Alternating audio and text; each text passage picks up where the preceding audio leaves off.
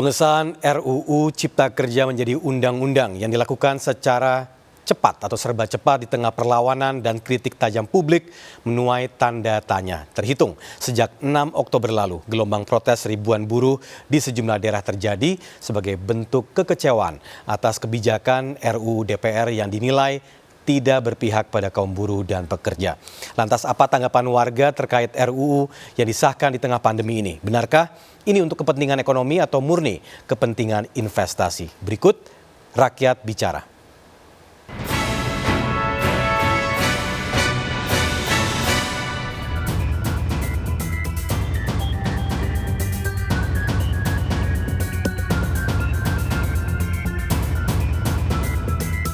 Pengesahan Undang-Undang Cipta Kerja yang dilakukan oleh DPR lewat sidang paripurna dan dianggap terburu-buru pengerjaannya, padahal situasinya masih dalam kondisi COVID-19.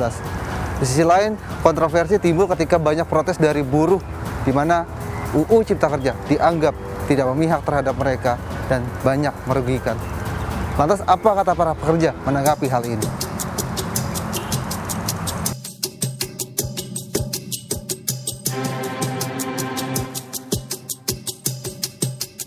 DPR sudah masuk paripurna, kemudian mengesahkan Undang-Undang Cipta Kerja. Lantas tanggapan Bapak sebagai buruh seperti apa, Pak? Ya kalau secara tanggapan kami sangat kecewa. Kami merasa rakyat dikhianati. Suara kami yang harusnya anggota dewan di mana waktu dia kampanye selalu minta dukungan suara-suara kita, suara buruh. Tapi secara fakta nggak taunya dia diam-diam. Ya bahkan proses dari awal Omnibus Law itu memang betul-betul tidak melibatkan sama sekali saran nasihat dari masukan dari buruh. Nah Pak, kemudian ada 7 poin kan yang menjadi keberatan bagi buruh, dianggap tidak memihak terhadap buruh. Nah lantas apa saja Pak sebenarnya poin-poin tersebut dan bisa dijabarkan Pak biar masyarakat tahu? Yang tentunya menyangkut upah itu sendiri pertama, ini yang menjadi dasar. Kedua, ini outsourcing. Outsourcing ya masih mendek lah, ya 13/2003 ada batasan jenis pekerjaan, waktu. Kalau kita baca Omnibus Law ini itu nggak ada. Seluruh sendi, seluruh tempat, seluruh bagian bisa di-outsourcingkan dan berlangsung nggak ada batasan. Yang sebelumnya cuma 2 kali kontrak, harusnya kalau nggak diangkat harus diputus. Ini akan terjadi terus-menerus. Ini yang menjadi kedua terkait dengan outsourcing. Nah Pak, kemudian tadi Bapak menyinggung investor. Nah sebenarnya kan tujuan dari pemerintah maksudnya ingin menaikkan ekonomi dan juga banyaknya investor masuk ke Indonesia dan membantu ketika pandemi COVID-19. Nah menurut Bapak itu langkah yang tepat atau gimana Pak? Menurut saya nggak tepat.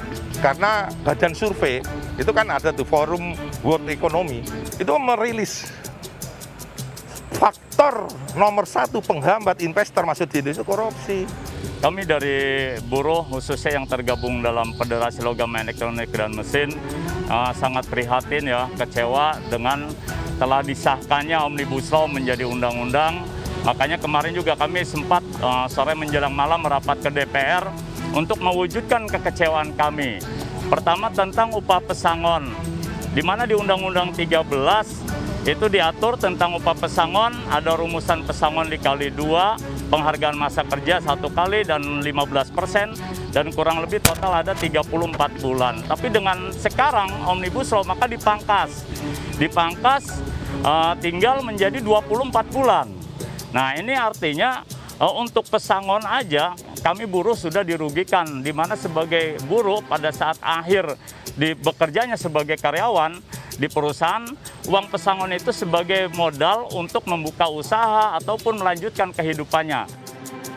Sebelumnya, dalam sidang paripurna Senin 5 Oktober lalu, DPR mengesahkan RUU Cipta Kerja menjadi undang-undang.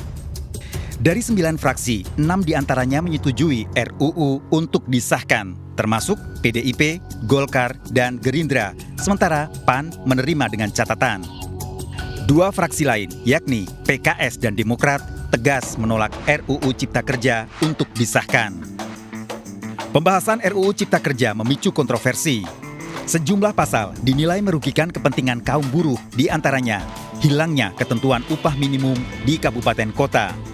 Karyawan kontrak susah diangkat menjadi karyawan tetap.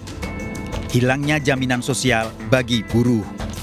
Sementara di sisi lain, pemerintah menilai Undang-Undang Cipta Kerja justru akan memberi sederet manfaat, termasuk diantaranya penciptaan lapangan kerja besar-besaran, peningkatan investasi, serta pemberdayaan UMKM dan koperasi. Ya, ini anggota DPR sangat tidak menghargai kehidupan masyarakat ya. Apalagi sekarang di saat semua orang sedang kesusahan karena pandemi, sedang banyak kesulitan mencari nafkah, banyak di PHK, tiba-tiba RUU disahkan dengan sangat tidak pro terhadap rakyat. Kasihan semua orang yang sedang outsourcing, yang hamil tidak bisa cuti lebih luasa, bahkan jam kerja pun bertambah begitu. Jadi ini sangat tidak berperi kemanusiaan dan tidak menghargai hak hidup masyarakat Indonesia. Berakibat bisa di PHK secara tiba-tiba. Yang keduanya jam kerja dari awalnya cuma 5 hari 1 minggu jadi 6 hari gitu. Termasuk buat perempuan-perempuan yang tidak bisa cuti haid ataupun cuti melahirkan itu kan sangat merugikan pihak perempuan dan pihak semua orang sebenarnya. Oke. Nah, lantas kan di sini kan alasan pemerintah tentu untuk menaikkan ekonomi dan investor masuk begitu. Nah, apakah Undang-Undang Cipta Kerja ini langkah yang tepat menurut Mas atau tidak? Tidak tepat karena justru di saat seperti ini memang bukan saatnya buat menyengsarakan rakyat gitu.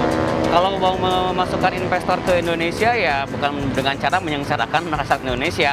Apalagi sekarang tenaga asing malah diperbolehkan luas masuk ke Indonesia, sementara pekerja Indonesia malah disengsarakan. Akibat pandemi ini tidak hanya masyarakat menengah ke bawah yang sengsara, ya semua orang sekarang kesulitan gitu. Jadi sebaiknya masyarakat membantu bukan dengan cara justru mengesahkan undang-undang yang tidak pro terhadap rakyat. Dan termasuk Ketua DPR jangan asal mematikan suara rakyat, justru harusnya mereka mendengarkan suara rakyat Indonesia.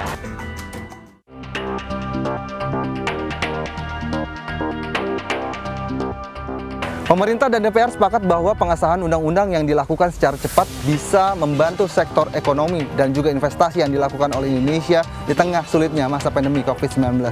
Namun, Undang-Undang Cipta Kerja juga bisa menjadi bumerang ketika hak-hak buruh banyak yang tidak dipenuhi nantinya. Demikian Rakyat Bicara pekan ini bersama saya Hasbiullah dan juru kamera Raga Firdaus beserta Sutrisno. Sampai jumpa pekan depan.